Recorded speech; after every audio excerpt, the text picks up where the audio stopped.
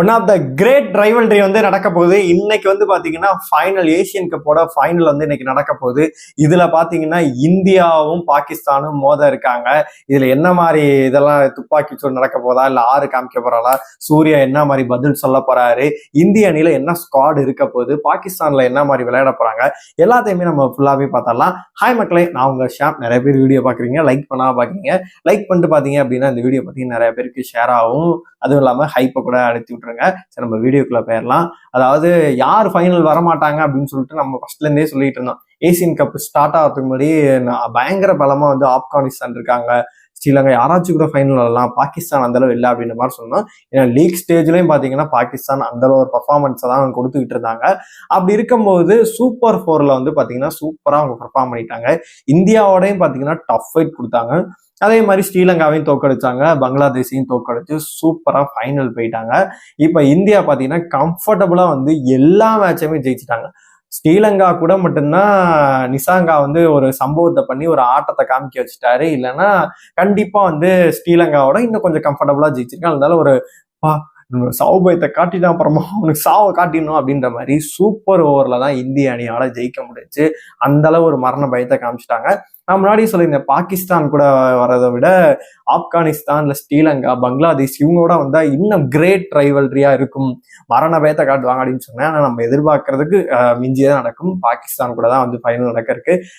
சூரியகுமாருக்கு ஒரு சைடு வந்து எச்சரிக்கை கொடுத்திருந்தாங்க. அதே மாதிரி அவங்க சைடும் ஒரு 2-3 பேருக்கு வந்து பாத்தீங்கன்னா ராஃப்கா இருக்கட்டும், 2-3 பேர் ஆசனா இருக்கட்டும், அவருங்கெல்லாம் பாத்தீங்கன்னா எச்சரிக்கை கொடுத்திருந்தாங்க. துப்பாக்கி செலிப்ரேஷன் ஈடுபட்டவருக்கும் 6 காமிச்சவருக்கும் பாத்தீங்கன்னா கொடுத்திருந்தாங்க. இப்ப வந்து இந்திய அணியில ஸ்குவாடை பொறுத்தளவு எப்படி இருக்க போகுது அப்படின்னு கேட்டீங்கன்னா சேம் ஸ்குவாடோட தான் போவாங்க. பூம்ராவும் சிவம் துபேயும் உள்ள வருவாங்க. சிவம் துபேக்கு பாத்தீங்கன்னா உடல்நிலை சரியில்லைன்னாங்க. அப்படி இல்லைன்னா ஹர்ஷ்தீப் சிங் வந்து உள்ள வந்துருவாரு.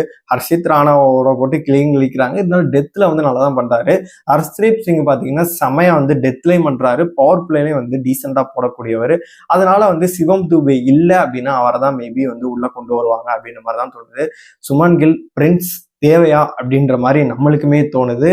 இது வரைக்கும் அவர் ஒரு 50 கூட போடவே இல்லை. பாத்தீங்கன்னா அப்படிப்பட்ட ஒரு கேட்டகரியில இருக்காரு. ஸ்ரீலங்கா சீரியஸ், ஸ்ரீலங்கால இங்கிலாந்து சீரியஸ் வந்து அவ்வளவு சூப்பரா பண்ணாரு.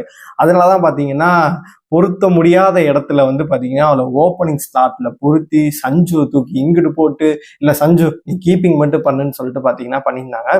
அந்த அளவு இவரோட பர்ஃபார்மன்ஸ் இருக்கா அப்படின்னு கேட்டீங்கன்னா என்னைய பொறுத்த வரைக்கும் இல்லை அப்படின்னு தான் சொல்லணும்.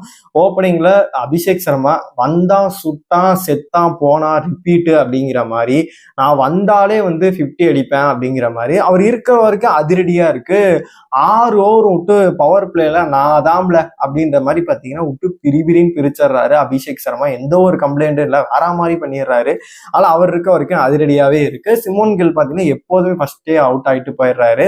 இவங்க ஆர்டரை வந்து ஒரு சில ஓமனுக்கு எதிராக ஒரு சில இடத்துல வந்து மாத்துறாங்க. ஒரு சில இவரை சஞ்சுவை இறக்காம அப்படியே வச்சிருந்தாங்க. அந்த மாதிரிலாம் பண்ண வேணாம் அப்படின்னு சொல்லி நம்மளே சொல்லியிருந்தோம். பிளேயிங் 11 பொறுத்தளவு பாத்தீங்கன்னா ஓப்பனிங் சுமன் கில்லும் அபிஷேக் சர்மாவும். சுமன் கில் கொஞ்சம் ஆக்சிலேட்டர் பண்ணணும். பவர் பிளேலே பாத்தீங்கன்னா விக்கெட்டுகள் ஒன்று விழுந்துருச்சு. இப்போ எக்ஸாம்பிள் வந்து சுமன் கில் வந்து ரைட் ஹேண்ட் பேட்ஸ்மேன், அவர் விக்கெட் விழுவுது அப்படின்னா அந்த இடத்துல நீங்க வந்து சஞ்சு சாம்சன் இறக்குனீங்க அப்படின்னா கண்டிப்பா வந்து அவர் சூப்பரா ஆக்சிலேட்டர் பண்ணுவார். டிஃபென்ஸ் வந்து கன்ஃபார்ம் சூப்பர். இங்கிட்டு ஒருத்தர் வந்து அபிஷேக் சர்மா அடிச்சு ஆடிட்டு இருக்காரு அப்படின்னா அவருக்கு ஸ்ட்ரைக்கை வந்து ரொட்டேட் பண்ணி கொடுத்துட்டு இருப்பாரு, நீட்டா வந்து பாத்துட்டு இருப்பாரு. அங்கிட்ட ஒரு திலக் வர்மா மாதிரி பாத்தீங்கன்னா ஒரு கட்டையை போட்டு ஆடிட்டு இருந்தாரு அப்படின்னா இவர் ஆக்சிலேட்டர் பண்ணுவார். இவர் ஆக்சிலேட்டர் பண்ணி ஒரு 6, 4 ஏத்த மாதிரி பாத்தீங்கன்னா கண்டிப்பா சூப்பரா ஆடுவார். அதனால வந்து ஒன் டவுன் என்னைய பொறுத்த வரைக்கும் நம்பர் 3ல வந்து சஞ்சுவை இறக்கலாம். அதுதான் வந்து உசிதமான செயல் அப்படின்னு சொல்லலாம். சரி, அந்த இடத்துல அபிஷேக் சர்மாவோட ஒரு லெஃப்ட் ஹேண்ட் வந்து விக்கெட் போயிருச்சு அப்படின்னா அந்த இடத்துல நீங்க திலக் வர்மாவை இறக்குங்க அப்படின்ற மாதிரிதான் இருக்கு. நம்பர் 3ல வந்து சஞ்சு, அப்புறமேட்டு திலக், அதுக்கப்புறமேட்டு சூரியகுமார் யாதவ் வந்து இறக்குனீங்க அப்படின்னா கண்டிப்பா நல்லா இருக்கும். சூரியகுமாரோட ஃபார்மும் பாத்தீங்கன்னா கேள்விக்குறியா இருக்கு. திலக் வர்மாவும் பாத்தீங்கன்னா பாலை ஓவரா சாப்பிடுறாரு. அவரால் நல்லா வந்து விளையாட மாட்டேங்குது. ஒரு சில 6, 4 அடிக்கிறாரு. இருந்தாலுமே பாத்தீங்கன்னா பாலை ஓவரா சாப்பிட்டு விளையாண்டுட்டு இருக்காரு. அதுதான் கொஞ்சம் பார்க்க வந்து இதா இருக்கு. ரொம்ப நாளா அவர் அந்த மாதிரிதான் பண்ணிட்டு இருக்காரு. எனக்கு மட்டும் தோணுதா, உங்களுக்கு தோணுதா அப்படின்னு சொல்லிட்டு மறக்காம கமெண்ட் பாக்ஸ் சொல்லுங்க. அப்புறமேட்டு பாத்தீங்கன்னா ஹர்திக் பாண்டியா, அவர் வந்து ஏன்டா பாகிஸ்தானுக்கு எதிராக நீ சூப்பரா பர்ஃபார்ம் பண்ணுவா, என்னடா இப்படி பண்ணிட்டு இருக்க அப்படிங்கிற மாதிரி ரீசெண்டா போன மேட்ச்ல மட்டும் பாத்தீங்கன்னா ஏதோ சுமாரா வந்து விளையாண்டாரு. கடைசியில ஏதோ தேத்தி கொடுத்தாரு. மற்றபடி வந்து 200 ஸ்ட்ரைக் ரேட்லாம் முன்னாடி வந்து டெத் ஓவர்ல வந்து விளையாடுவாரு. அந்த ஹர்திக் பாண்டியா வந்து மிஸ் ஆகுறாரோ அப்படின்ற டவுட்டுமே நம்மளுக்கே இருக்கு. அப்புறமேட்டு அக்ஷர் பட்டேல் அன்னைக்கு இந்த கடைசி பால்ல மட்டும் 6 அடிக்கல அப்படின்னா கண்டிப்பா அவர் வந்து வச்சு செஞ்சிருப்பாங்க. முந்தின மேட்ச்லயும் பார்க்கும்போது வேற மாதிரி ஆடுவார் பார்த்தா பாலை 10 ரன்னுக்கு வந்து பாத்தீங்கன்னா 15 பால் கிட்ட வேஸ்ட் பண்றாரு. அந்த இடத்துல சஞ்சு இறக்கிருக்கணும் அப்படின்னு சொல்லிட்டு நம்ம சொன்னா பாத்தீங்கன்னா இவங்க வேற மாதிரி பிளான் பண்ணாங்க. அதனால அவருமே வந்து நல்லா பேட்டிங் இது பண்ண மாட்டேங்கிறாரு. அப்படி இருக்கும்போது சிவம் துபே இன்ன வரைக்கும் அவருமே அவர்கிட்ட இருந்து பேட்டிங்ல இருந்து ஒரு பெருசான ரன்களும் நம்ம எதிர்பார்க்கவே இல்லை.